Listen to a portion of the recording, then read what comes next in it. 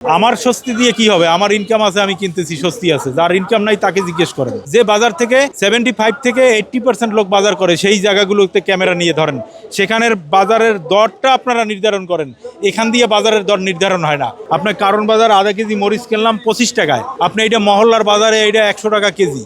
তা আপনি এই শুধু মহল্লা ভিত্তিক আপনি সেই জায়গাগুলোতে যান যেখানে 10% মানুষ বাজার করে। এখানে বাজার করে ঢাকা শহরের মাত্র 15 থেকে 20% মানুষ বাজার করে বড় বড় পাইকারি বাজারগুলোতে। বাকি বাজারগুলো সব ছোট বাজার। যে বাজার থেকে 75 থেকে 80% লোক বাজার করে, সেই জায়গাগুলোতে ক্যামেরা নিয়ে ধরেন, সেখানের বাজারের দরটা আপনারা নির্ধারণ করেন। এখান দিয়ে বাজারের দর নির্ধারণ হয় না।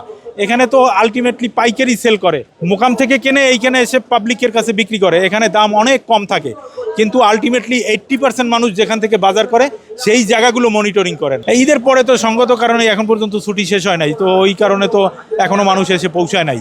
যখন পৌঁছাবে তখন পদা ছড়ানো বেশি হবে, এটা তো কমন জিনিস। রমজান মাসে তো এক হালি লেবুর দাম 80 টাকা ছিল, বর্তমানে এটা আপনি এক হালি লেবুর দাম ধরতেছেন, এটা কি আল্লাহ তরফ থেকে কি সিজন ছাড়া বানিয়ে দেবে? ওটা সিজন নাই, সিজন না থাকার কারণে এটার দাম বেশি ছিল। আপনি তো ইচ্ছা করলেই আপনি একটা জিনিস বানাতে পারবেন না।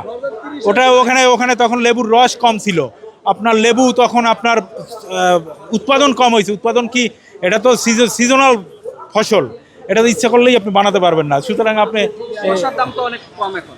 শসার দাম কম কিনে আমি জানি, আমি শসার কাছে যাই নাই। শসা আগে 100 টাকা ছিল, এখন 50 টাকা কেজি। না, আপনার ভুল ধারণা। তখন আপনি একটা জিনিস মনে করবেন, আপনার চাহিদার তুলনায় যদি যোগান কম থাকে তখন দাম বেশি হবে, স্বাভাবিক। এখন শসা খায় 5 জনে, তখন শসা খাইতো 100 জনের মধ্যে 99 জনে, দাম বেশি হবে না? একটু বুঝতে হবে এগুলো। এখন আসলে স্বস্তিতে আছেন কিনা? আমার স্বস্তি দিয়ে কি হবে? আমার ইনকাম আছে, আমি কিনতেছি, স্বস্তি আছে। যার ইনকাম নাই তাকে জিজ্ঞেস করেন। এখন তো জিনিসের দাম অনেক কম, আর এখন ভিড়ও নেই। সম্ভবত এখনো ছুটি শেষ হয় নাই, সবাই গ্রামের বাড়িতেই আছে। তো এখন ভিড় কম দেখে বাজার করে খুব স্বস্তি হচ্ছে, আবার দামের দিক থেকেও কম আছে, ভালোই লাগছে সবকিছু মিলে। এখন মোটামুটি ভালোই কম। আগে যেমন লেবুগুলি ছিল 180 টাকা ডজন, এখন মাত্র 80 টাকা ডজন। তো সেটা আপাতত স্বস্তির বিষয়। আসলে আজকে মানুষ একদমই নেই, কম। ভালো লাগছে, মানে সবসময় তো ভিড় থাকে, অনেক সময় মানুষের ভিড়ের জন্য কিছু জিনিসের দাম বেড়ে যায়। তো আজকে যেহেতু মানুষ নেই, সেহেতু সব বাজার মূল্য সব হাতের নাগালেই আছে। অন্য সময় অনেক ভিড় থাকে, এখন ঈদের বাজার এখন অনেক ফাঁকা, এই জন্য অনেক ভালো লাগছে। আর তরকারির দামও অনেক কম, এটাও ভালো লাগছে। কিন্তু অর্ধেক দাম আসলে নাই। যে আমি এখন বেগুন নিলাম, বেগুনের দাম যেরকম আপনার 50 টাকা কেজি বলছে।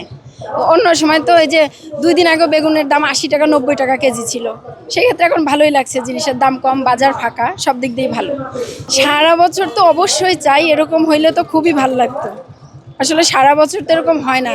এখন যেরকম আপনার সবজির দাম কম বলছে, তারপর বাজার ফাঁকা, এরকম তো কম হয় না সবজির দাম।